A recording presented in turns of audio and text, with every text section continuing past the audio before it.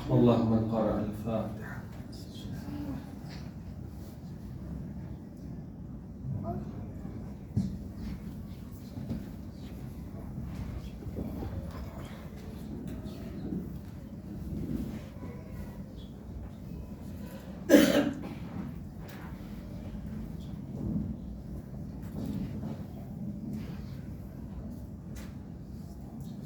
حسبنا الله ونعم الوكيل، نعم المولى ونعم النصير.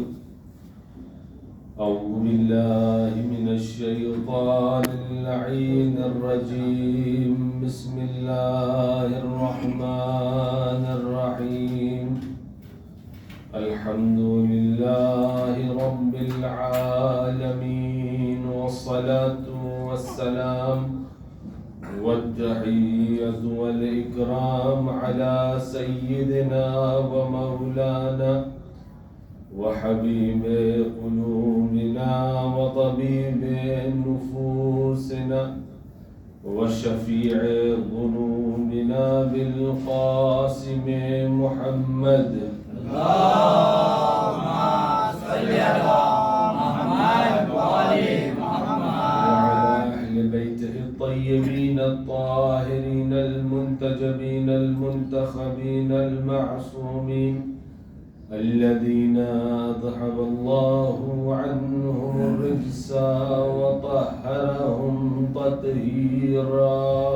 اللهم صل على محمد وآل محمد. ولعنة الله على أعدائهم أجمعين من يوم عداوتهم إلى قيام يوم الدين. أما بعد، فقد قال رسول الله صلى الله عليه وآله: فاطمة بضعة مني فمن آذاها آذاني. صلوات اللهم صل على محمد وآل محمد. ارشاد گرامی پیغمبر اسلام ہو رہا ہے کہ فاطمہ میرا جگر پاڑا ہے، میرا جز ہے، میرا حصہ ہے، اور جس نے فاطمہ کو اذیت دی اس نے گویا مجھے اذیت دی. حدیث گرامی میں آج جس فقرے کو میں نے منتخب کیا ہے، اس حصے میں پیغمبر اسلام اس بات کی طرف اشارہ فرما رہے ہیں کہ اگر کسی شخص نے جناب سیدہ کو اذیت دی ہے، کسی نے آپ کو ستایا ہے، گویا اس نے مجھے ستایا ہے، اور جس نے مجھے تکلیف دی ہے گویا اس نے خدا کو تکلیف دی ہے. اس حدیث شریف کے ساتھ آج کے قیام کا آغاز کرنا ہے، اور آج کی مجلس میں انشاءاللہ چند وہ خصوصیات آپ کی خدمت میں بیان کرنی ہے جو جناب سیدہ کے علاوہ عالم میں کسی دوسرے کو حاصل نہیں ہے. یعنی ایسے کمالات، ایسی فضیلتیں، ایسی خصوصیات جو صرف اور صرف مختص ہے جناب سیدہ سلام اللہ علیہ کی. اللهم صل علی محمد وآل محمد. کل میں نے آپ کے سامنے عرض کیا کہ زمانے والوں نے جب یہ دیکھا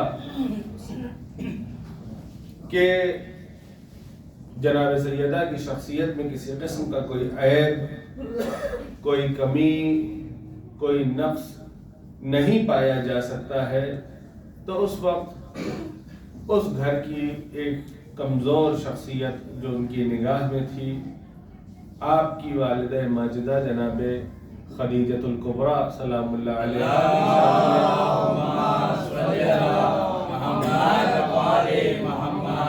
بعض ایسے ناروا اور غیر صحیح باتیں ان کی طرف نسبت دی گئی تاکہ آپ کی شان کو کچھ کم کیا جا سکے.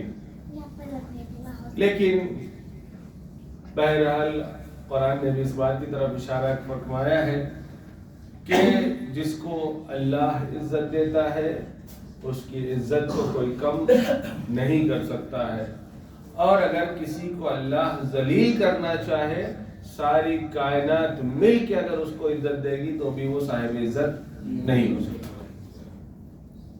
یہی کام جناب سیدہ کی والدہ ماجدہ کے ساتھ بھی کیا گیا، جہاں پر الگ الگ قسم کے تہمتیں، الگ الگ قسم کے الزامات لگائے گئے. ایک الزام کے سلسلے میں کل بیان کیا تھا، آج اس کی طرف نہیں، لیکن خود جناب سیدہ کے ولادت کے اہتمامات اور آپ کی جو عظمت ہے مختص، اس کی طرف اشارہ کرنا ہے. جب جناب خدیجہ کے لیے مسلسل لوگوں کے رشتے آنے لگے، جو کہ ظاہر سی بات ہے کہ اس زمانے میں صاحب حیثیت اور صاحب مال خواتین نہ کے برابر تھی، اور اگر کوئی خاتون ملکۃ العرب کے عنوان سے مشہور ہو تو ہر صاحب حیثیت آدمی، ہر صاحب عزت آدمی وہ چاہتا ہے کہ یہ خاتون اس کے گھر کی رونق بنے. اسی امید میں ہر صاحب مال، ہر صاحب حیثیت، ہر سران قبیلے کا ہر فرد، جتنے بھی قبائل موجود تھے، سب نے اپنی اپنی جانب سے جناب خدیجہ کی طرف اپنا رشتہ بھیجا، جسے جناب خدیجہ مسلسل رد کرتی رہی. اب مسئلہ یہ ہے کہ اگر رشتہ آیا ہوتا اور رد کر دیتے تو بات اور ہوتی، لیکن رشتہ لے کر کے گئے تھے اور رد کر دی گئی تو بات اور ہے. اور آج کے دور پہ یہ بات سمجھنا تھوڑا سا ممکن ہے کہ مشکل ہو، لیکن اس زمانے میں جس طریقے کا اہل عرب کا مزاج ہوتا تھا وہ آج بھی اہل عرب کے درمیان میں موجود ہے، دیکھا جا سکتا ہے. لیکن ہم اور آپ چونکہ اس نظام میں زندگی گزارتے نہیں ہیں، لہذا ہمیں اتنا زیادہ محسوس نہیں ہوتا ہے. چونکہ عرب کا نظام قبیلائی نظام تھا، لہذا وہاں پر گویا اگر سران قبائل میں سے یعنی سردار قبیلہ اگر کوئی بات کہہ دے تو گویا وہی نظر پورے قبیلے کی ہے.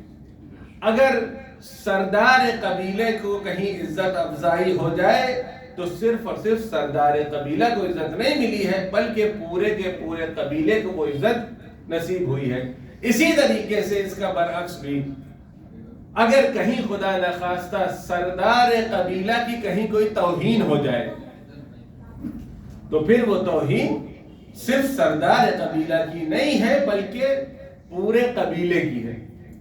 اور آج بھی میں آپ کو اس کی بہت ہی جیتی جاتی مثال آپ کے سامنے عرض کروں کہ آج بھی کچھ ایسے عرب قبائل ہیں جہاں پر جب الیکشنز بھی ہوتے ہیں، ہمارے یہاں الیکشن ہوتا ہے، گھر میں اگر 5 آدمی ووٹ ڈالنے والے ہیں تو 5 آدمی ممکن ہے کہ 5 الگ الگ کینڈیڈیٹ کو ووٹ دے.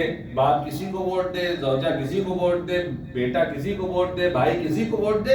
نہ ہم اس کو روک سکتے ہیں نہ وہ مجھے روک سکتا ہے. لیکن آج بھی نہ فقط عرب میں بلکہ ایران کے بھی وہ بعض علاقے جو خوزستان اور آبادان جو عراق کی سرحد سے ملے ہوئے ہیں، جہاں پہ عام طور پہ زبان عربی ہے، وہاں پہ آج بھی قبیلائی سسٹم ہے. اور قبیلائی سسٹم میں رئیس قبیلہ طے کرتا ہے کہ کس شخص کو ووٹ دینا ہے، اور وہ وہاں کھڑا ہوتا ہے. وہ دیکھتا ہے کہ بھائی ووٹ آپ ہی ڈالیں گے لیکن مہر وہیں پہ لگے گی جہاں میں کہہ رہا ہوں، اور اس پہ کوئی اعتراض بھی نہیں کرتا. چونکہ یہ نظام، یہ سلسلہ، یہ سسٹم ان کے یہاں ہزاروں سالوں سے چلتا چلا آ رہا ہے، لہٰذا ان کے لیے یہ چیزیں بہت معمولی ہے، بہت عادی ہے کہ جہاں پر یہ کہا جائے کہ آپ سے کیا مطلب، وہ ہمارے یہاں تو ہو سکتا ہے کہ آپ سے کیا مطلب کہ جو ہم چاہیں گے وہ ہوگا، لیکن ان کے یہاں یہ بہرحال امکان آج بھی نہیں پایا جاتا. یہاں تک کہ بعض ایسی رسم و رسومات ہیں جو ہمارے لیے واقعی بالکل سمجھ میں آنے والی نہیں ہے. ایک رسم میں اپنے سامنے آپ کے سامنے عرض کر دوں چونکہ اس کو میں نے خود بالکل بالمشابہہ دیکھا ہے. ہمارے ساتھ ہماری کلاس میں ایک عراقی دوست ہمارے تھے، ان کی چھوٹی بہن کی شادی تھی. اب روزانہ ہمارے اور ان کے درمیان میں گفتگو ہو رہی ہے کہ بہن کی شادی ہے اور یہ کام ہے. سر میں بھی ساتھ ساتھ پہ گیا کہ چاہیے بھائی، گھر میں گھر کی شادی ہے تو کیسے ہوتا ہے کہ کسی دوست کی بہن کی شادی ہوتی ہے تو گویا اپنی بہن کی شادی ہے. اسی طریقے سے آدمی پہنچتا ہے، جاتا ہے، انتظامات میں لگا رہتا ہے. اچھا، جیسے جیسے دن نزدیک آ رہا ہے ویسے ویسے ہر آدمی کی توقع یہ ہوتی ہے کہ اب آج نہیں انویٹیشن آیا تو کل آئے گا، کل نہیں آیا تو پرسوں آئے گا. کم سے کم ایک بولے گا تو آدمی کہ بھائی آنا ضرور، بہن کی شادی ہے. اب آدمی انتظار کر رہا ہے کہ انویٹیشن کیوں نہیں آیا. شادی کا دن آ گیا لیکن انویٹیشن نہیں آیا. جبکہ یہ خانوادہ اپنے اعتبار سے بہت ایڈوانس، بہت پڑھا لکھا خانوادہ تھا. شادی کا دن آیا اور چلا گیا. اب میں حیرت میں کہ بھائی ایک دعوت مس ہو گئی کہ جس کے لیے بڑی امید تھی کہ دعوت نامہ آئے گا جس میں ہم لوگ جائیں گے، اور لیکن وہاں پہ کوئی دعوت نامہ نہیں آیا. اس چیز کو جب انہوں نے محسوس کیا تو بعد میں مجھے یہ بتایا، کہا کہ جب ہمارے یہاں کسی بیٹی کی شادی ہوتی ہے تو ہم کسی باہر والے کو نہیں بلاتے. یہاں تک کہ ان کے والد محترم خود عالم دین تھے، انہوں نے اپنے بڑے بھائی کو دعوت نامہ بھیجا کہ بھیا آپ ضرور تشریف لائیے گا، آپ کی بھتیجی کی شادی ہے. تو بڑے بھائی نے بجائے اس کے لیے کہتا کہ الحمدللہ تم نے مجھے بہت پوچھا، میں انشاءاللہ ضرور آؤں گا. بڑے بھائی نے شکایت کی کہ تمہارا دماغ خراب ہو گیا ہے، بیٹی کی شادی اور مجھے بلا رہے ہو. ابھی بتائیے، ہمارے یہاں نہ بلایا جائے تو سالہ سال تعلقات خراب ہو جائیں، وہاں بلا لیا تو تعلقات خطرے میں پڑ گئے. لہذا بعض رسم و رسومات ان کے یہاں کی ایسی ہے جو ہمارے یہاں عام طور پر نہیں پائی جاتی ہے. یہاں تو اگر ہمارے چچا زاد بہن کی شادی اگر ہو تو ہم انتظار تھوڑی نہ کریں گے کہ وہ انویٹیشن بھیجیں گے، ہم بائی ڈیفالٹ انوائٹڈ ہیں. یعنی ہمارے یہاں تصور ہی نہیں. اگر خدا نخواستہ انہوں نے کہہ دیا کہ آپ کو بھی آنا ہے تو ہم تو کہیں گے آپ نے تو بالکل پرایہ ہی کر دیا. یہ بھی کوئی کہنے کی بات تھی؟ بہن کی شادی ہے تو مجھے تو آنا ہی ہے. ہمارے یہاں سسٹم ڈیفرنٹ ہے، ان کے یہاں سسٹم الگ ہے. لہذا اسی لیے میں کہتا ہوں کہ جب کبھی کسی نئی چیز کو آپ دیکھیے تو پہلے یہ دیکھیے کہ اس میں اسلام کتنا ہے. کیونکہ مسلمانوں کے رسم و رسومات الگ ہو سکتے ہیں، اسلام کا قاعدہ و قانون ہر جگہ ایک ہے، اس میں کوئی فرق نہیں ہے. بہرحال جب مسلسل جناب خدیجہ کے گھر پر رشتے آتے رہے اور جناب خدیجہ سارے رشتوں کو ریجیکٹ کرتی رہیں، اب ہوا کیا؟ پہلے ایک قبیلے کے سردار کے رشتے کو ریجیکٹ کیا تو بڑی بے عزتی ہوئی، لیکن جب دوسرے قبیلے کے بھی سردار کا رشتہ ریجیکٹ ہو گیا تو اب دو شامل ہو گئے، اب غم بانٹنے والے ہو گئے. ارے یار تمہارا بھی ریجیکٹ ہو گیا کیا؟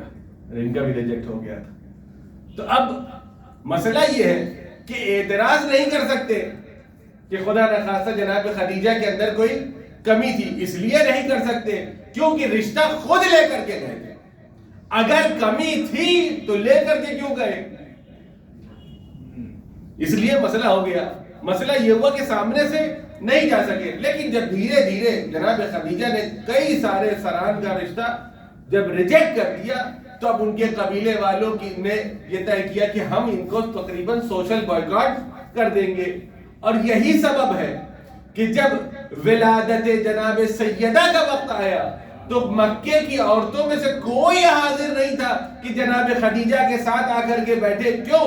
کیونکہ انہوں نے ہمارے اس قبیلے کے سردار کے رشتے کو ریجیکٹ کر دیا تھا، لہٰذا اب ہمیں ان سے کوئی تعلق نہیں رکھنا ہے. انہوں نے یہ سوچا کہ اگر ہم ان کا بائیکاٹ کر دیں گے تو ان کا پوچھنے والا کون ہے؟ تو انہیں کیا معلوم تھا جن کا کوئی نہیں ہوتا ہے ان کا خدا ہوتا ہے. ایک صلوات پڑھ دے پر محمد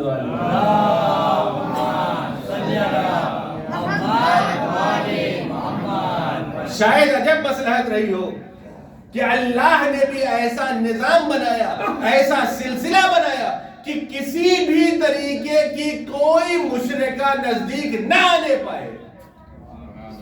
کیوں؟ کیونکہ معصومہ عالم کی ولادت.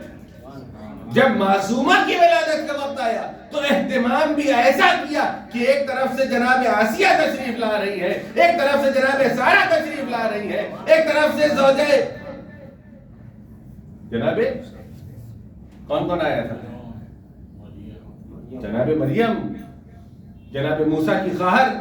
یہ 4 شخصیات اللہ نے آسمان سے ان کا انتظام کیا. کیوں؟ ایسی شخصیت کی آمد ہے کہ ایسے عام افراد کو مجھے نزدیک بھی نہیں چاہیے. جیسا شخص ویسا ہی اس کا اہتمام، ویسا ہی اس کا انتظام. چونکہ شخصیت اتنی بڑی تھی تو اللہ نے انتظام بھی اسی پیمانے کا کیا کہ کوئی بھی کافرہ، کوئی بھی گنہگار شخصیت جناب سیدہ کے نزدیک نہ آئے. وہ انتظام کیا. اور سند بھی طہارت کی دیا. کل بھی میں نے عرض کیا تھا کہ سند طہارت کی کہاں ملی؟ حدیث کسا میں جناب سیدہ کی چادر ہے، اس کے نیچے یہ بدتن جمع ہے. انما یرید اللہ لیذهب عنکم الرجس اہل البیت ویطہرکم تطہیرا.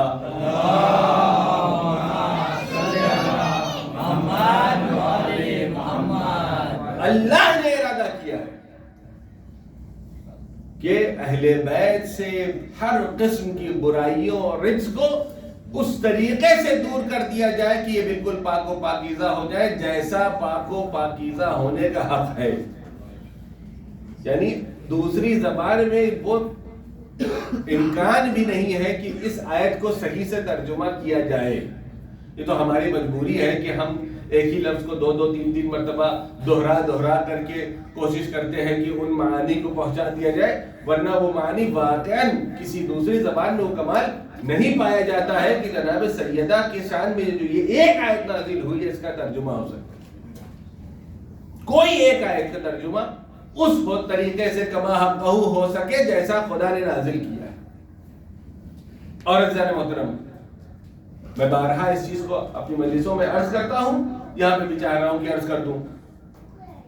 اس آیت کو ہم اکثر سنتے ہیں اپنی مجلسوں میں، حدیث کسا میں بارہا سنا ہے، اور ایک نقطے کی طرف سے اشارہ کرنا چاہتا ہوں، اور وہ یہ ہے، اس آیت کا نام آیت تطہیر بہت مشہور ہے. اللہ نے اس آیت میں اس بات کی طرف اشارہ کیا کہ ہم نے ہر طریقے کے رجس سے، ہر طریقے کی برائی کو ان اہل بیت سے دور رکھا ہے. یہی ہے نا مانا. اب ذرا سا اپنے اوپر سیلف اسسمنٹ کی بات پھر سے آ رہی ہے. وہ کیا ہے؟ اگر ہم یہ چاہتے ہیں کہ ہم اہل بیت سے نزدیک ہو جائیں، ہم اہل بیت کے محب ہو جائیں، اہل بیت ہمیں اپنے نزدیکان میں، اپنے قریبیوں میں شامل کر لیں، تو پھر اس کے لیے ضرورت یہ ہے کہ ہم اپنے آپ کو پاک و پاکیزہ بنائیں. یہ اس آیت کا اعلان ہے. کیوں؟ کیونکہ اللہ نے کہا کہ برائیاں ان کے نزدیک نہیں جا سکتی. ہم صبح شام اس آیت کی تلاوت کرتے ہیں. اب اگر کسی کو ان کے نزدیک جانا ہے تو اپنے آپ کو پاک و پاکیزہ کرنا ہوگا. اگر اپنے آپ کو پاک و پاکیزہ نہ کرے گا، گناہوں میں ملوث رہے گا، برائیوں میں الجھا رہے گا، تو وہ یہ چاہ لے کہ ہم تمام تر برائیوں کے ساتھ جناب سیدہ اور اہل بیت کے نزدیک پہنچ جائیں تو پاسبل نہیں ہے. کیونکہ کھلا ہوا اعلان ہے، اس میں کوئی تکلف بھی نہیں ہے کہ ایسا کہہ رہا تو میں کہہ رہا ہوں آج کچھ اور کہہ رہی نہیں. اور اس میں ہر چیز شامل ہے. اسی وجہ سے تنہا خاتون عالم، پوری کائنات میں تنہا ایسی خاتون جناب سیدہ ہے کہ جن کے اندر وہ تمام چیزیں پائی جاتی ہیں جو کسی دوسری خاتون کے اندر نہیں پائی جاتی. اور اللہ نے ان کو ہر قسم کے رجس سے، ہر قسم کی ناپاکی سے پاک رکھا ہے. اسی لیے وجہ یہ ہے کہ جب اللہ کی جانب سے حکم آیا کہ اے رسول اعلان کر دیجئے کہ جو اطراف مسجد نبوی کے اصحاب و انصار رہتے ہیں اپنے دروازے کو بند کر لیں جو مسجد میں کھلتا ہے الا باب علی، سوائے باب علی کے۔ تو میں پوچھوں گا بارے اللہ یہ کون سی بات ہوئی؟ اگر بند ہونا ہی ہے تو تمام اصحاب کے دروازے بند ہو جائے، اگر بند ہونا ہی ہے تو تمام انصار کے دروازے بند ہو جائے۔ اس باب علی میں کون سی خصوصیت ہے؟ اگر خدا نخواستہ کسی خاتون کے گزرنے کا خطرہ ہے تو خاتون تو جناب سیدہ بھی ہے، ہو سکتا ہے کہ وہ بھی مسجد میں تشریف لائے۔ عجب نہیں آواز قدرت آئے کہ تم نے پہچانا نہیں، تمام خاتون کے اندر ایک کمی پائی جاتی ہے، میں نے اس کمی کو بھی فاطمہ سے اٹھا لیا ہے۔ ایک صلوات پڑھ دے پر محمد والے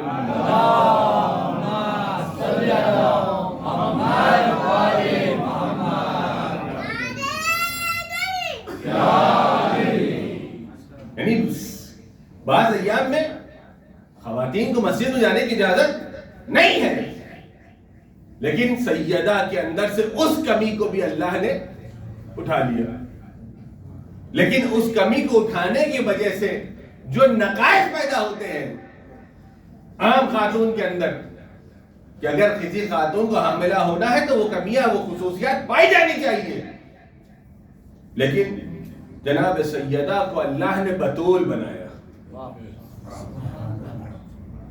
کہ جہاں وہ کمی نہیں ہے لیکن ولادت کے امکان بھی پایا جاتا ہے۔ اس کا مطلب یہ ہے کہ ساری کائنات کی خواتین ایک طرف اور ذات سیدہ ایک طرف، جو عظمت جناب سیدہ کو حاصل ہے کسی دوسرے کو حاصل نہیں ہے۔ ایک دوسری بات میں عرض کرنا چاہتا ہوں، اللہ نے اس پوری کائنات کو خلق کیا، جناب آدم سے لے کر کے جناب خاتم تک نبوت اور رسالت کا سلسلہ رکھا، اور اس کے بعد ائمہ کا سلسلہ رکھا۔ تقریباً 1,24,000 انبیاء اور ان کے بعد 12 معصومین، 12 امام۔ یہ سارا کا سارا سلسلہ، یہ سارا کا سارا سلسلہ مردوں کا، کوئی ایک نبی، کوئی ایک امام خاتون نہیں بنایا، نہیں بنایا۔ اب سوال یہ ہے کیا قیامت کے دن خواتین اس بات پہ اعتراض کر سکتی ہیں کہ بارے اللہ جتنے نبی بھیجے سب مرد، جتنے ائمہ بنائے سب کے سب مرد، جبکہ خلقت میں برابر کا حصہ عورتوں کا ہے؟ 50% اگر مرد ہیں تو 50% عورتیں بھی ہیں۔ اس کا مطلب یہ ہے کہ حصے داری برابر کی ہے۔ تو عدل و انصاف تو یہ ہوتا کہ جہاں ایک نبی بھیجا تھا مردوں میں تو ایک نبی عورتوں میں بھیج دیتا، جہاں کچھ امام مردوں میں تھے تو وہاں کچھ امام عورتوں میں بھی ہوتے۔ کیوں؟ کیونکہ مردوں کے احکام الگ ہیں اور عورتوں کے بہرحال بعض احکام الگ ہیں۔ تو جب نمونہ اور آئیڈیل بنانا ہے کسی کو تو ظاہر سی بات ہے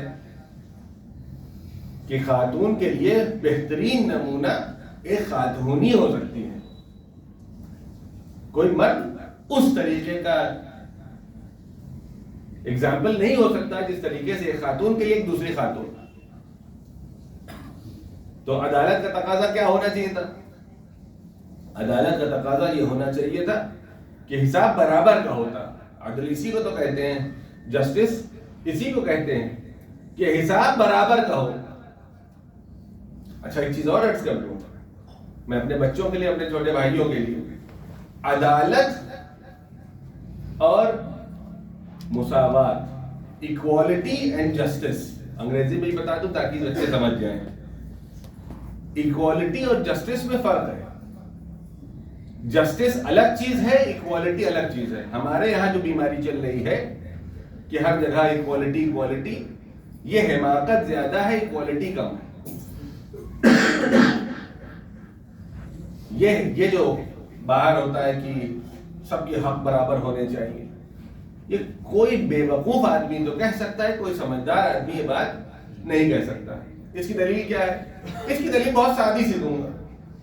گھر میں 5 افراد ہیں، شوہر ہے، زوجہ ہے اور 3 بچے ہیں۔ مثلا ایک بچے کی عمر 1 سال، ایک بچے کی عمر مثلا 6-7 سال، دوسرے بچے کی عمر 15 سال، تیسرے بچے کی 3 بچے ہو۔ ایکوالٹی کیا کہتی ہے؟ ایکوالٹی یہ کہتی ہے کہ اگر روٹی بن رہی ہے تو سب کو برابر ملنی چاہیے۔ 2 روٹی شوہر کو ملے، 2 روٹی زوجہ کو ملے، 2 روٹی بچوں کو ملے۔ اب سوال یہ ہے کہ وہ جو ابھی 1.5 سال کا ہے، اس کے پاس تو ٹھیک سے دانت بھی نہیں ہے، اس کے لیے آدھی روٹی بھی 2 کے برابر ہے۔ لیکن ایکوالٹی یہ کہتی ہے کہ بھائی سب کو برابر ملنا چاہیے۔ لیکن جسٹس کیا کہتا ہے؟ جسٹس یہ کہتا ہے کہ سب کا پیٹ بھرنا چاہیے۔ بھائی جو شوہر جا کے مزدوری کرنے والا ہے، اینٹا توڑنے والا ہے، کلی کی کام کرنے والا ہے، کوئی گاڑی ڈھکیلنے والا ہے، کوئی ڈرائیوری کا کام کرنے والا ہے، اس کو 4 روٹی چاہیے۔ تو جسٹس یہ ہے کہ اس کو 4 روٹی ملنا چاہیے تاکہ اس کا پیٹ بھرے۔ جو چھوٹا ہے ابھی 1 سال کا ہے، اس کو اگر 2 نوالا بھی مل گیا تو اس کا پیٹ بھر جائے گا۔ جو 6-7 برس کا ہے، اس کو 1 روٹی ملی تو شاید اس کے لیے وہ بھی زیادہ ہے۔ یعنی جسٹس اور عدالت یہ کہتا ہے کہ سب کا پیٹ بھرنا چاہیے۔ ایکوالٹی یہ کہتا ہے کہ سب کو برابر کا ملنا چاہیے۔ ہمارے یہاں ایک بے وجہ کی بحث چل رہی ہے ایکوالٹی کی۔ یہ کہا جاتا ہے کہ مرد اور عورت برابر ہے۔ مرد اور عورت برابر نہیں۔ اللہ نے دونوں کو 2 الگ الگ جنس خلق کیا ہے، برابر نہیں ہو سکتی اگر اسی نظام کو مد نظر رکھا جائے۔ کیونکہ میں ابھی جیل کے آیا ہوں، اسی کی مثال دوں گا، اسی وجہ سے آج تھوڑا آنے میں 10 منٹ کی تاخیر ہو۔ اگر جو یہ نظام یہ کہتا ہے، دنیا کا نظام کہتا ہے کہ ایکوالٹی ہونا چاہیے، تو میرا سوال یہ ہے کہ ہر ٹرین میں لیڈیز ڈبہ کیا کر رہا ہے کہ جس میں مردوں کی انٹری بند ہے؟ ایکوالٹی تو کہتا ہے کہ ہر مرد ہر ڈبے میں سوار ہو سکتا ہے۔ ابھی میرے آنے میں تاخیر اس وجہ سے ہوئی چونکہ میں آتا ہوں میرا روڈ سے، اور آپ حضرات اس دکھ کو برابر سمجھ سکتے ہیں کہ اگر کوئی آدمی ویرار کی ٹرین میں چڑھنا چاہتا ہے تو اس کو کس کس صدمے سے گزرنا پڑے گا، مجھ سے بہتر شاید آپ سمجھتے ہیں، کیونکہ میں بہرحال میرا صدمہ کم ہے 2-3 اسٹیشن کا۔ اب جب مجھے اگر اس دنیا کے نظام کے حساب سے مجھے چڑھنا ہوتا تو لیڈیز ڈبہ خالی تھا، آرام سے ایکوالٹی کے بیسس پہ مجھے اس میں جگہ ملنی چاہیے تھی۔ لیکن اگر میں اس میں چڑھ جاتا تو شاید یہاں کی جگہ کہیں اور پہنچ جاتا۔ لہٰذا یہ جو دنیا میں جو باتیں چل رہی ہیں جس کا نام ایکوالٹی ہے، اس میں کہیں سے کوئی ایکوالٹی نہیں ہے، اس میں خاتون کا ایکسپلائٹیشن ہے کہ جہاں پر ان کو بیوقوف بنایا جاتا ہے کہ آپ اگر مقتدر ہو گئیں، انڈیپینڈنٹ ہو گئیں، صاحب اختیار ہو گئی تو آپ بالکل کمال کر دیں، جبکہ ایسا نہیں ہے۔ ہر جگہ ایک مصیبت ہے، جھگڑا ہے کہ پے میں گیپ ہے اور ہمیں اچھی پوزیشنز نہیں ملتی ہے، اور یہ ہے وہ ہے۔ یہ ہندوستان سے لے کے امریکہ تک ہر جگہ پہ بہرحال سنائی دیتا ہے۔ اور یہ اسی جگہ پہ نہیں، یہ میں نے ایک بالکل ٹانجیبل ایگزامپل اس لیے بیان کیا کیونکہ یہ ہم روزانہ دیکھتے ہیں، وَإِلَّا ہر جگہ یہ چیزیں ہیں۔ مثال کے طور پہ ایک دوسری مثال عرض کر دوں، کوئی خاتون اگر جاب کر رہی ہیں اور جاب کے دوران اگر وہ ان کے یہاں ولادت ہو جاتی ہے تو ولادت کے بعد ان کو ایک میٹرنٹی لیو ملتی ہے، 6 مہینے 8 مہینے جتنے بھی ہوتے، مجھے زیادہ اس کے بارے میں علم نہیں۔ ایک میٹرنٹی لیو خاتون کو دی جاتی ہے، اس لیے دی جاتی ہے کیونکہ یہ ماں بنی ہے، لہٰذا ان کو آرام کی ضرورت ہے اور یہ اب گھر پہ آرام کریں، ان کو سیلری گورنمنٹ یا آفس پے کرے گا۔ بھائی سوال یہ ہے کہ اگر میٹرنٹی لیو ہے تو پیٹرنٹی بھی لیو ہونا چاہیے، کیونکہ یہ بیچارہ مسکین باپ بھی تو بنا ہے، وہ صرف وہی تنہا ماں تھوڑی نہ بنی ہے، یہ بھی تو باپ بنا ہے، اس کو تو چھٹی نہیں ملی، کہا کہ تم تو زیادہ کام کرو، تمہیں اوور ٹائم بھی کرنا ہے کیونکہ تمہارا خرچہ بڑھ گیا ہے۔ تو ایکوالٹی کہاں ہے؟ ایکوالٹی کہیں پر بھی نظر نہیں آتی ہے. اسلام بھی یہ کہتا ہے کہ جتنے قسم کے مخلوقات ہیں لہذا ان کے احکام بھی الگ الگ ہیں. لہذا اب سوال یہ ہے کہ اللہ کے یہاں ایکوالٹی پائی جاتی ہو چاہے نہ پائی جاتی ہو، ہمارے یہاں فروع دین اصول دین کی دوسری ہی شرط عدالت ہے. اول توحید اور دوسرے عدل. یعنی ہر چیز جو کچھ بھی ہمارے اور آپ کے یہاں پایا جائے گا وہ عدل کی بنیاد پر ہے. یعنی اتنا عطا کر دیا جائے کہ جتنے میں سب کا پیٹ بھر جائے. اب آئیے دیکھیں کہ جہاں ایک طرف 1,24,000 انبیاء کا سلسلہ اور اس کے بعد ائمہ کا سلسلہ، یہ سارا کا سارا سلسلہ مردوں کا ہے. اب اگر پوچھا جائے بارہ الہ ان خواتین کا کیا ہوگا، ازل سے لے کے ابد تک یہ پوری کی پوری خواتین جو صنف موجود ہے یہ ہمارے معاشرے کا آدھا حصہ ہے. ان کے لیے کیا؟ تو جب نہیں آواز آئے میں نے ان کے لیے فاطمہ کو بھیجا ہے. 1,24,000 انبیاء ایک طرف، ذات فاطمہ زہرا ایک طرف. صلوات پڑھتے پر محمد صلی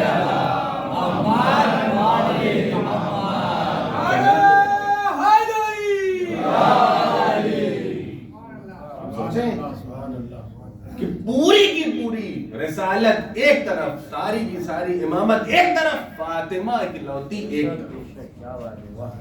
ابو الائمہ.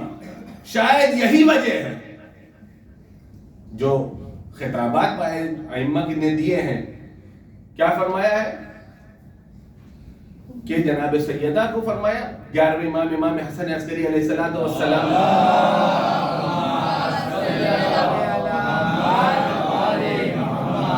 فرماتے کہ ہم حجت خدا ہے پورے عالمین کے اوپر اور فاطمہ حجت ہے ہم پر. اللہ اکبر. آپ جناب سیدہ کے مرتبے کو دیکھیں کہ خود امام معصوم کیا کہہ رہا ہے کہ ہم تمام انسان کے اوپر، تمام عالمین کے اوپر ہم حجت ہیں. حجت خدا ہم ہیں اور ہم پر اگر کوئی حجت ہے تو وہ فاطمہ ہے.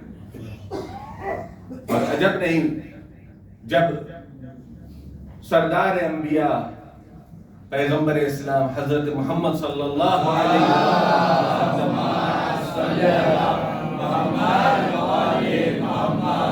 سید الانبیاء ہے، سید المرسلین ہے، تمام انبیاء کے سردار ہیں. اگر تمام انبیاء کا سردار جناب سیدہ کو یہ کہتے کہ ام ابیہا، کہ اپنے بابا کی ماں ہے، تو صرف اپنے بابا کی ماں نہیں ہے بلکہ رتبے کے اعتبار سے تمام انبیاء کی بھی ماں. وہ ادب، وہ احترام جو پیغمبر جناب سیدہ کو دے رہے ہیں کسی اور کے لیے نہیں ہے. خود جناب ام المومنین جناب عائشہ فرماتی کیا کہتی کہ میں نے دیکھا کہ ایک دن جناب فاطمہ ہمارے گھر میں تشریف لائیں. جیسے ہی جناب سیدہ گھر کے اندر آئی پیغمبر اسلام نے اپنی مسند رسالت کو چھوڑا اور آپ کے احترام میں کھڑے ہو گئے. عزیزان محترم، اب سوال آپ یہ بتائیے کہ اگر پیغمبر نے اپنی مسند رسالت کو چھوڑا تو کیا آدم اپنی رسالت کی مسند پہ بیٹھے رہے؟ کیا نوح بیٹھے رہے؟ کیا ابراہیم بیٹھے رہے؟ کیا اسحاق و اسماعیل و عیسیٰ و موسیٰ و داؤد و سلیمان بیٹھے رہے؟ جب سید المرسلین اپنے مسند سے کھڑا ہو جائے گا تو کوئی دوسرا نبی بیٹھا نہیں رہ سکتا. اور جب دوسرا نبی بیٹھا نہیں رہ سکتا تو اب آپ اندازہ لگائیے کہ جس کے لیے یہ سید المرسلین کھڑا ہوا ہو، تمام تر انبیاء اس کی عظمت کے لیے کھڑے ہوئے. یہ جناب سیدہ ہے.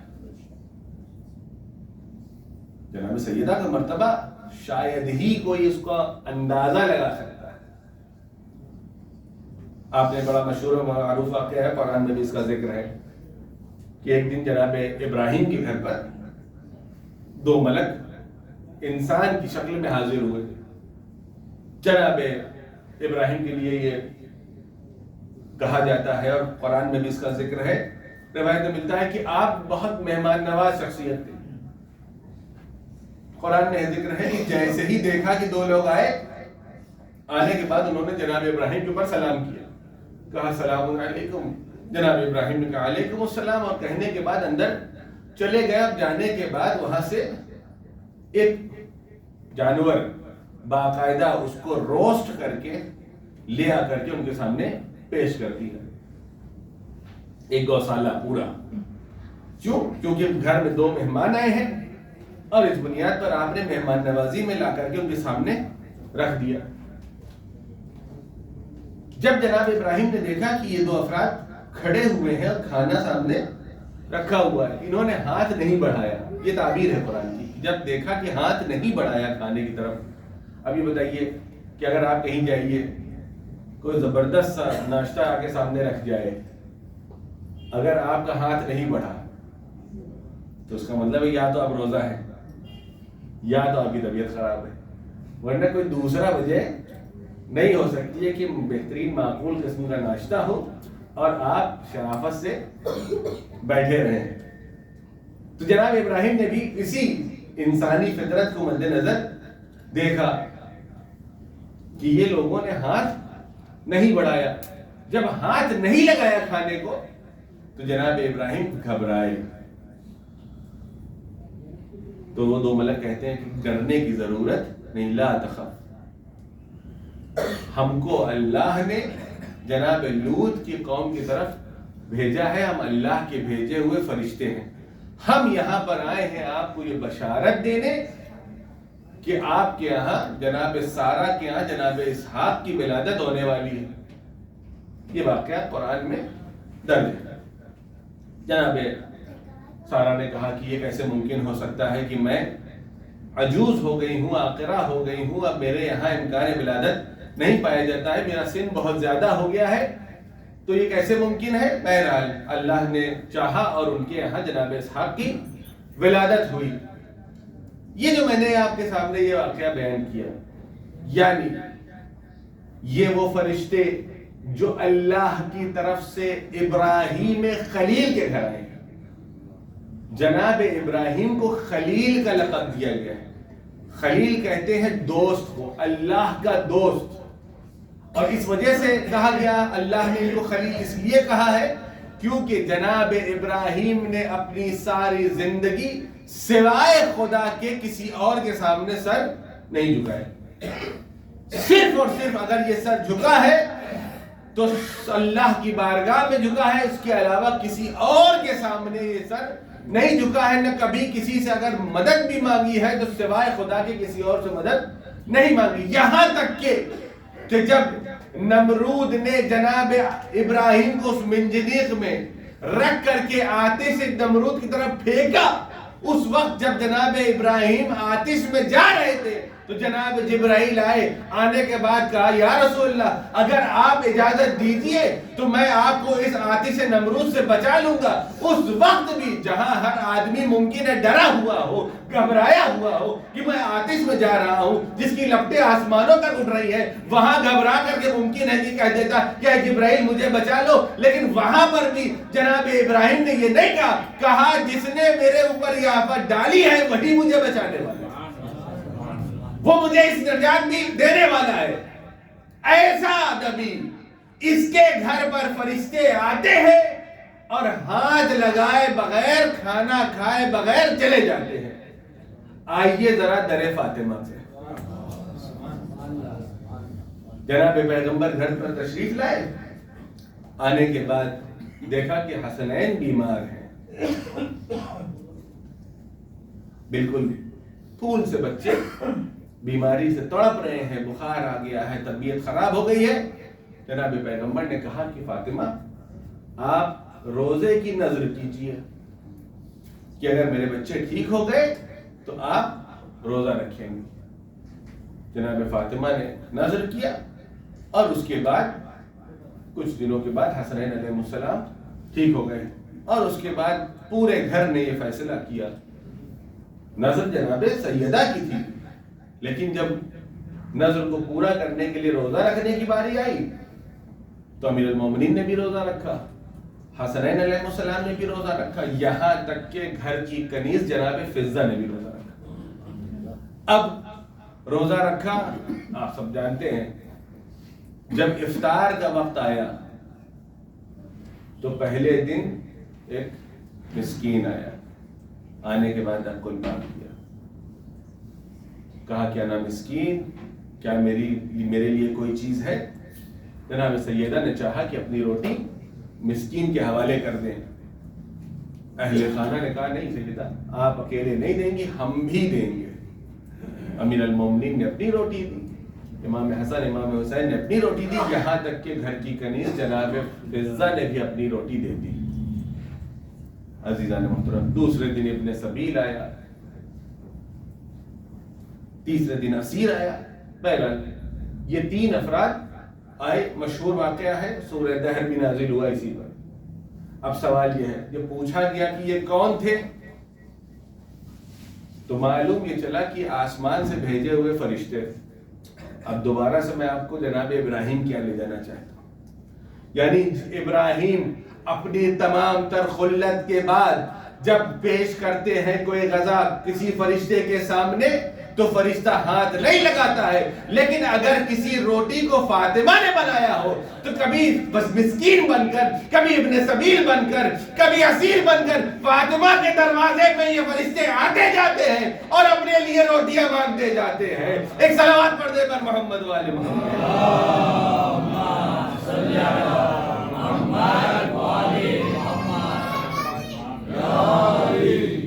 یہ ہے در فاطمہ کی عظمت کہ جو کسی کو نصیب نہیں ہوا۔ فرشتے کچھ نہیں کھاتے ہیں، لیکن اگر فاطمہ نے اپنے ہاتھوں سے روٹی بنائی ہو تو فرشتے بھی آسمان سے اترتے ہیں اور ان روٹیوں کو لے کے جاتے ہیں۔ یہ ہے عظمت فاطمہ۔ ہم نے واقعاً جناب سیدہ کو نہیں پہچانا ہے۔ کیا کیا کمالات ہیں۔ ایک دن ایک فقیر ہے، مسجد میں آتا ہے، آنے کے بعد سوال کرتا ہے، یا رسول اللہ، میں ایک مسکین ہوں، میں ایک فقیر ہوں، میرے لیے کچھ انتظام کر دیجیے۔ جب کچھ نہیں ملا، جناب سلمان سے کہا کہ ان کو جناب سیدہ کے گھر پہنچا دیجئے اور دیکھیے کہ ان کے پاس جو کچھ ہو وہ اس کے حوالے کر دیں۔ یہ مسکین جناب سیدہ کے دروازے پہ پہنچا۔ جناب سلمان نے کہا کہ بی بی اگر کوئی چیز گھر میں ہو تو آپ اس مسکین کو دے دیجئے۔ جناب سیدہ نے کہا کہ گھر میں میرے پاس کوئی چیز کھانے کو نہیں ہے، میرے پاس 2 لباس ہے، ایک میرا پرانا بوسیدہ لباس، ایک میرا شادی کا جوڑا۔ جناب سلمان کو حکم دیا کہ آپ اس شادی کو جوڑے کو لیجئے اور لے جا کر کے شمعون یہودی کے یہاں اس کو بیچ کر کے جو رقم ملے گی اس میں سے اس مسکین کے لیے کچھ انتظام کر دیجئے اور کچھ غلاموں کے لیے۔ جناب سیدہ کی یہ چادر، یہ لباس لے کر کے شمعون یہودی کیا پہنچے۔ شمعون نے جیسے اس لباس کو دیکھا تو پوچھا کہ لباس کس کا ہے۔ جناب سلمان نے پورے واقعے کو بیان کیا۔ جیسے ہی شمعون نے اس بات کو سنا تو کہنے لگا کہ اشہد ان لا الہ الا اللہ و اشہد ان محمد رسول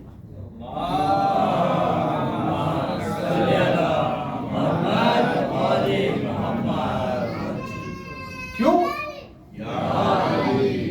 کہ ایسا نبی جس کی بیٹی ایسی ہو کہ اپنا پرانا لباس رکھ لے اور اپنے نئے لباس کو کسی مسکین کے لیے دے دے، یہ کوئی معمولی شخصیت نہیں ہو سکتی۔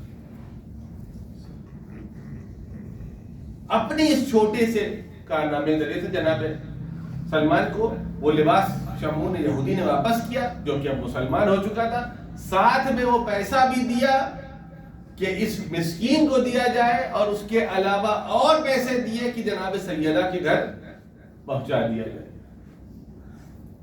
یہ جناب سیدہ کا کردار ہے. ہر جگہ ہمارے لیے میسج ہے کہ ہم کس طریقے سے زندگی بسر کریں کہ جہاں پر اپنے سے زیادہ دوسروں کا خیال رکھنے کو کہا گیا ہے. ہم کیا کرتے ہیں؟ ہم یہ کرتے ہیں کہ جو چیز سب سے اچھی ہوتی ہے اس کو ہم اپنے لیے روک کے رکھتے ہیں. ایسی چیز بھی جو جانے والی ہے اس کو بھی پتا ہے کہ اپنے پاس نہیں رکے گی اور اس کا کام ہی جانا ہے، اس کے بعد بھی اس کو روک کے رکھتے ہیں. جیسے اپنے جیب میں 20 کی نوٹ جو اچھی ہوگی اینڈ آف دا ڈے اسے خرچ ہونا ہے، لیکن اسے ہم بچا کے رکھتے ہیں. پہلے جو پرانی والی ہے، پہلے آٹو والے کو یہ دیں گے. کسی فقیر نے اگر کچھ مانگ لیا ہے تو پہلے یہ پرانی نوٹ جو کہیں نہیں چل پا رہی ہے وہ امام بارگاہ اور مسجد کی چندے کے ڈبے میں جائے گا، تاکہ کیونکہ اور کوئی لینے والا اس کا ہے نہیں، جو کہیں نہیں چلتا وہ در خدا بھی چلتا ہے، اس کو ہم وہاں دیں گے. اور ہمارا مزاج یہ ہے کہ اگر 5 آدمی کہیں پر کھڑے ہوئے ہیں اور وہاں کوئی مانگنے آ گیا، مثلا ابھی یہیں سے نکلنے کے بعد اس کے بعد ایک آدمی نے جیب میں ہاتھ ڈالا، نکال کے اس کو 5 روپے 10 روپے کچھ دے دیے. اب اس مانگنے والے نے دوسرے کی طرف ہاتھ بڑھایا کہ حضور آپ، تو یہ پہلے والے نے کہا کہ ایسا کہ یہ سب کی طرف سے ہو گیا. کیا ہوتا تھا کہ ایک ہی 5 روپے میں الحمدللہ 5-6 آدمی کور ہو گئے. یہ ہمارا اور آپ کا مزاج ہے. اس میں کوئی الگ سے میں بات نہیں کر رہا ہوں کہ مطلب کہیں اور کچھ اور ہوتا ہو، یہ سب جگہ ہوتا ہے. ہر جگہ یہی ہوتا ہے کہ کم سے کم میں زیادہ سے زیادہ فائدہ، کہ 5 روپے دیا اور سارے کے سارے لوگ انشور ہو گئے، سب صدقہ سب کی طرف سے نکل گیا. لیکن در اہل بیت کا کمال کچھ اور ہے. دیکھیے 2-3 چیزیں ہم نے اپنے یہاں 2-3 الفاظ ہم نے سنے ہیں. ایک لفظ سنا ہے لفظ سخی، جس کے بارے میں اگر تاریخ میں دیکھتے ہیں تو جناب حاتم طئی کا بڑا ذکر ملتا ہے کہ بہت سخی تھے. یہاں تک کہ کوئی آیا، آنے کے بعد امام معصوم کے پاس آیا اور آنے کے بعد یہ کہنے لگا کہ ابا رسول اللہ، ہم نے سنا تھا کہ حاتم طئی کے یہاں 7 دروازے تھے اور یہ آنے والا جب دوسرے ایک دروازے سے لے چکتا تھا اور دوسرے دروازے سے جا کے مانگتا تھا تو بھی حاتم طئی اس کو عطا کرتا تھا.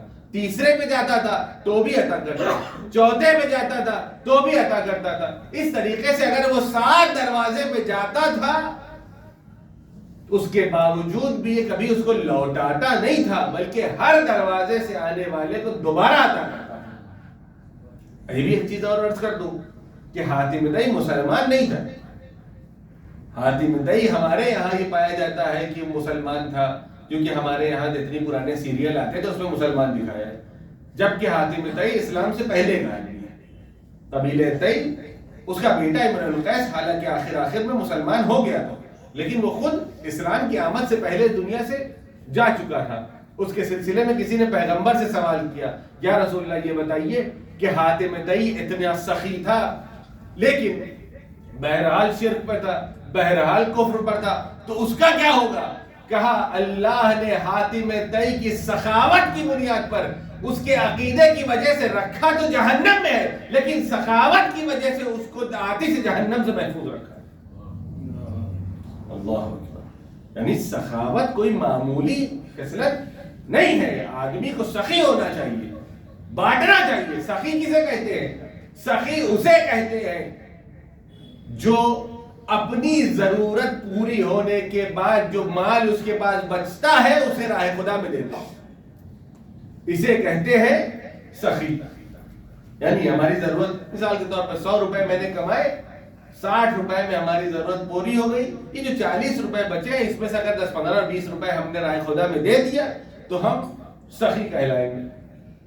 یعنی پہلے ہم نے ضرورت پوری کی اور بعد میں راہ خدا میں دے دیا، یہ انسان سخی ہے.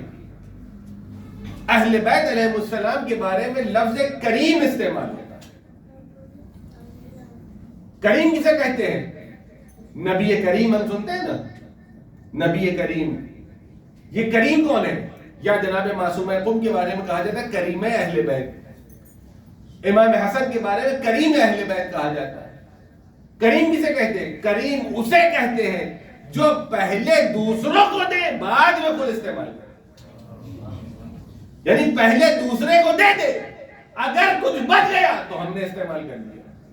یہ اہل بیت کی خصلت ہے، بانٹ دیا پہلے، دے دیا پہلے۔ جو مانگنے آئے تھے ہونا کیا چاہیے تھا؟ ہونا ہی چاہیے تھا کہ بھائی پہلے ہم بھوکے تھے، دن بھر روزہ رکھا تھا، پہلے خود کھاتے، اس کے بعد جو بچ جاتا اسے رائے خدا میں دے دیتے۔ یہ سخی ہوتا ہے۔ ایک تیسرا لفظ پایا جاتا ہے، لفظ جواد، جو نوے امام کے بارے میں ملتا ہے۔ نوے امام امام محمد تقی علیہ الصلوۃ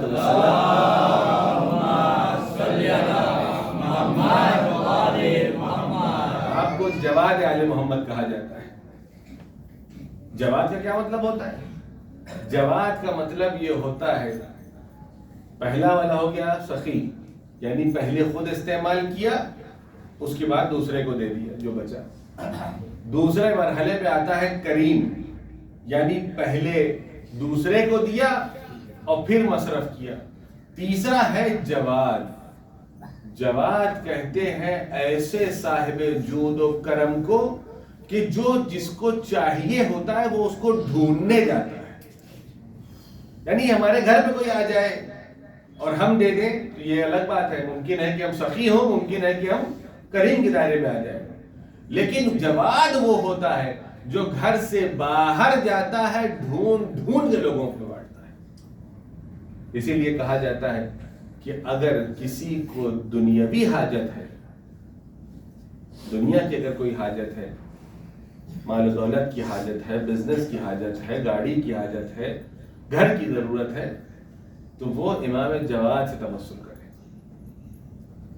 جواد آل محمد، ان سے توسل کرے، یا امام کاظم سے توسل کرے، دنیا کی ضرورتوں کو پورے کرنے کے لیے، کہ ان سے توسل کرے کہ ہمارے یہ مسائل کو حل کر دیں۔ یہ بعض چیزیں ایسی ہوتی ہیں بالکل جیسے ایکسپرٹس ہوتے ہیں، کہ ممکن ہے کہ آپ کے محلے میں ڈاکٹر 50 ہیں، لیکن آپ کی بیماری کا علاج مثلا کارڈیولوجسٹ کے پاس ہے۔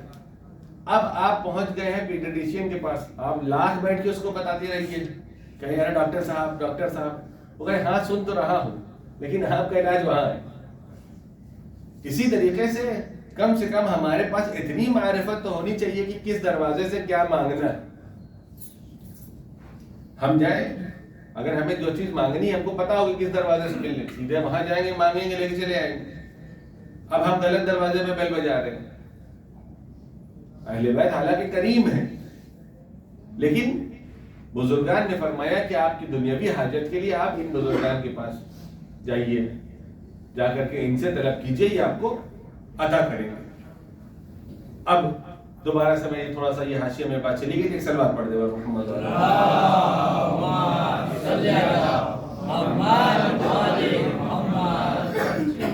جناب سیدہ کی جو ذات مبارک ہے، ایسی بابرکت ذات کہیں اور نہیں دیکھی۔ صرف ایک بات اور عرض کر دوں آج کی شب میں، جو آپ کے اندر تنہا خصوصیت پائی جاتی ہے، جو دیگروں خواتین میں کم سے کم یا نہیں ہے یا بہت شاذ و نادر ہے، وہ ہے آپ کی شجاعت، جناب سیدہ کی شجاعت۔ عام طور سے خاتون جو ہوتی ہے وہ لطیف ہوتی ہے، ڈرتی ہے، گھبراتی ہے، پریشان ہوتی ہے۔ جناب پیغمبر جب آپ نے ارادہ کیا کہ آپ مکہ چھوڑ کر کے مدینے کی طرف ہجرت کریں گے، اور ہجرت کے دوران دو کاموں کو جناب امیر المومنین علی بن ابی طالب علیہ الصلوۃ والسلام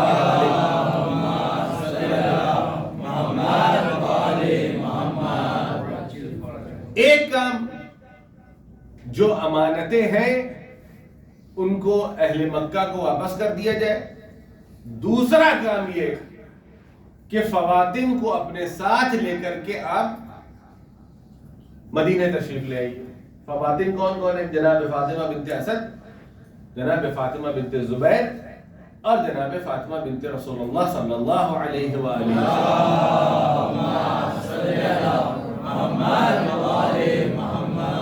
ये 3 अदद फातिमाएं, इन तीनों को आपको लेकर के अपने साथ आना है। जनाब फातिमा बिनत असद कम से कम 60-70 बरस की आपकी उम्र रही होगी उस जमाने में। जनाब फातिमा बिनत जुबैर की भी उम्र ज्यादा थी, लेकिन जनाब फातिमा सिद्दीक़ा ताहिरा की उम्र उस जमाने में कुल 7 बरस। 7 साल की एक बच्ची की उम्र आप अपने घरों में देखिए, 7 साल की बच्ची कितनी बड़ी है? 7 साल आपकी उम्र है। हमने शबे हिजरत में हमेशा इस बात को सुना कि मौलाए कायनात ने तलवारों के साए में लेट करके मर्जी इलाही को खरीद लिया। सबने सुना इस बात को कि जनाब अमीर अल मोमिनीन पैगंबर के बिस्तर पर लेटे, चादर इस तरीके से ओढ़ा ताकि कुफार मक्का को यह पता न चलने पाए कि यहां पर पैगंबर नहीं बल्कि अली सो रहे हैं। अब आप जरा बताइए कि जब अगर आपको ये मालूम हो जाए कि बाहर दुश्मनों ने पूरे घर को घेरा हुआ है, तलवारें खिंची हुई हैं, इसमें कमाल तो इस सो जाने वाले का है कि जो सारी जिंदगी जागता रहा वो किस इत्मीनान से तलवारों के नीचे सो गया। ये तो इसकी शुजाअत का है। हमने सारी जिंदगी सुना कि अमीर अल मोमिनीन इस खिंची हुई तलवारों के नीचे इत्मीनान से सो गए। खुदा ऐसा इत्मीनान हम सबको अता करे। लेकिन एक दूसरा ज़ाविया भी जिसकी तरफ मैं आपको मुतवज्जे करना चाह रहा हूं, वो क्या है? ये घर किसका घर है? जहां अली इत्मीनान से सो रहे हैं। ये घर पैगंबर का घर है। अगर पैगंबर का घर है तो इस घर में जनाब सैयदा भी मौजूद हैं। हमने झूठी से झूठी तारीख में ये नहीं देखा कि जहां अली को खतरा हो, तलवारें खिंची हुई हो, कुफार मक्का हमला करने के लिए आमादा हो और जनाब सैयदा ने उफ तक किया हो। जितना खतरा अली के लिए है कि घर पर हमला हो जाएगा, घर में आग लगा दी जाएगी, घर में रहने वालों को कत्ल कर दिया जाएगा, उतना ही खतरा जनाब सैयदा को भी है। हमने कई तारीख में नहीं देखा, न अली के बारे में देखा कि इनके इत्मीनान में रत्ती भर कमी आई हो, न फातिमा के बारे में देखा कि इनके इत्मीनान में कोई जर्रा बराबर भी कमी आई हो, न उनको रोते देखा, न इनको रोते हुए देखा। लेकिन एक साहब थे जो इसी सब में साथ साथ गए थे, पैगंबर साथ में मौजूद थे, न कोई दुश्मन था, न तलवारें खींची हुई थी, लेकिन उसके बावजूद भी जोर जोर से रो रहे थे कि उनका जिक्र भी कुरान में आया कि दूसरे वाले साहब तशरीफ फरमा थे और रोए चले जा रहे थे। एक सलावत पढ़ दे पर मोहम्मद वाला।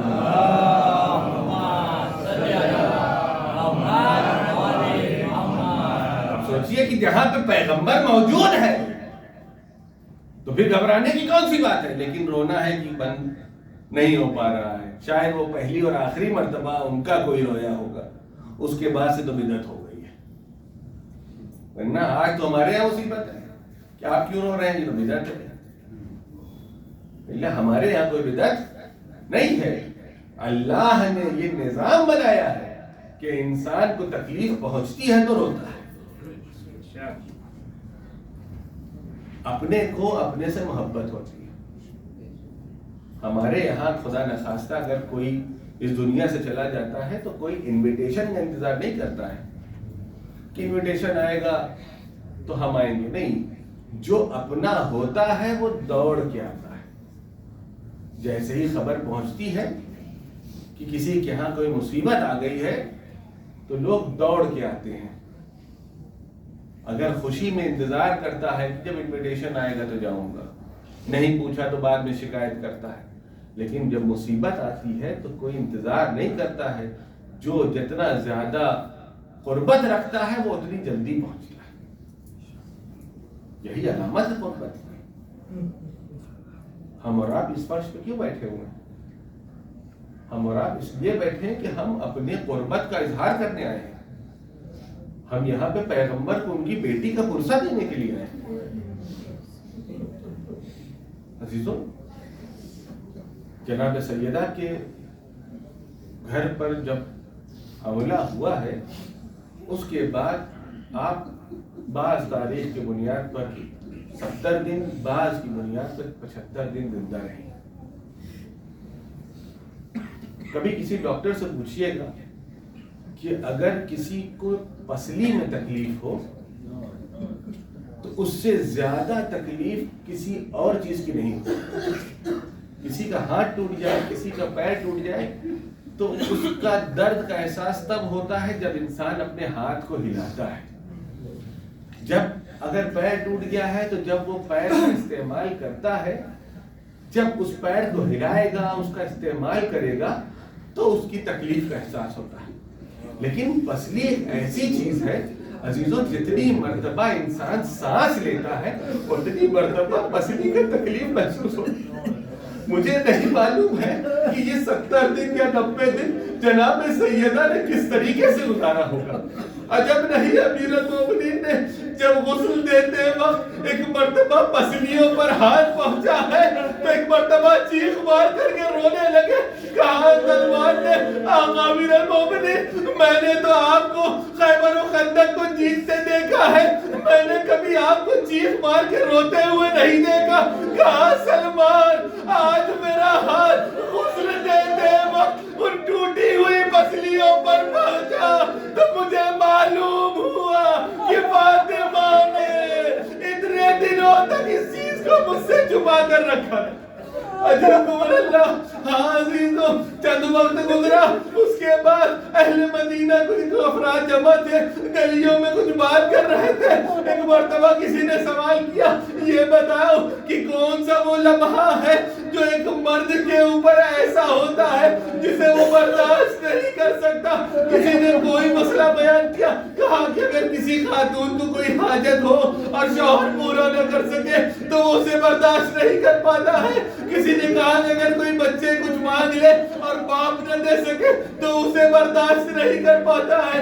اتنے میں دیکھا کہ علی کمر کو پکڑے ہوئے مدینے کے کوچے سے گزر رہے ہیں۔ کہا یا علی ہمارے درمیان میں یہ اختلاف ہے، ذرا اس مسئلے کو حل تو کر دیجئے۔ کہا کیا مسئلہ ہے؟ کہا یہ بتائیے کہ ایک مرد کے اوپر وہ کون سا لمحہ ہے جو سب سے زیادہ مشکل ہوتا ہے، جسے کوئی مرد برداشت نہیں کر سکتا۔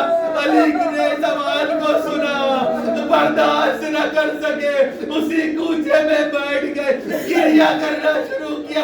آنے والوں نے پوچھا یا علی کیا ہم سے کوئی گستاخی ہو گئی؟ کیا ہم نے کوئی ناگوارا سوال مجھ سے کہا نہیں، تمہارا سوال بالکل بے جا ہے، لیکن اس کا جواب یہ ہے کہ اس مرد کے لیے یہ سب سے مشکل ہوتا ہے کہ مرد سامنے موجود ہو اور غیر اس کی زوجہ کے اوپر حملہ کرے، کوئی ضربتیں لگائے، کوئی تماچے برسائے اور مرد لاچار اتنا ہو کہ کچھ کر نہ سکے۔ میں کہوں گا آقا آپ کی مظلومیت پہ ہمارا سلام ہو، کوئی مظلوم آپ کے جیسا نہ ہو۔ ہاں اولا ہم نے کربلا کے راستے میں بھی دیکھا، چھوٹے چھوٹے بچے ہیں گریہ کرتے جاتے ہیں، تازیانے برسائے جاتے ہیں۔ وَسَيَعْلَمُ الَّذِينَ ظَلَمُوا أَيَّ مُنقَلِبٍ يَنقَلِبُونَ إِنَّا لِلَّهِ وَإِنَّا إِلَيْهِ راجعون۔ بار الہ ہماری اس مختصر سے قبول فرما، بار الہ ہمارے گناہان کبیرہ و صغیرہ کو معاف فرما، بار الہ ہمارے مرحومین جو دنیا سے جا چکے ہیں ان کی مغفرت فرما، انہیں جوار معصومین علیہ السلام میں جگہ، بار الہ جو زیارات کی مشتاق ہیں ان کی زیارات سے مشرف فرما، بار الہ جو لوگ مقروض ہیں ان کے قرض کی غیر سے ادائیگی فرما، بار الہ امام زمانہ کی ظہور میں تعجیل فرما، ہم سب کو ان کے اعوان و انصار میں شمار فرما۔ ربنا تقبل منا انک انت السمیع العلیم۔ ایک مرتبہ سورہ حمد اور 3 مرتبہ سورہ توحید کی تلاوت فرما کر جملہ شہدائے راہ خدا اور منی فیملی کے تمام مرحومین کی روح کو عیسیٰ فرما۔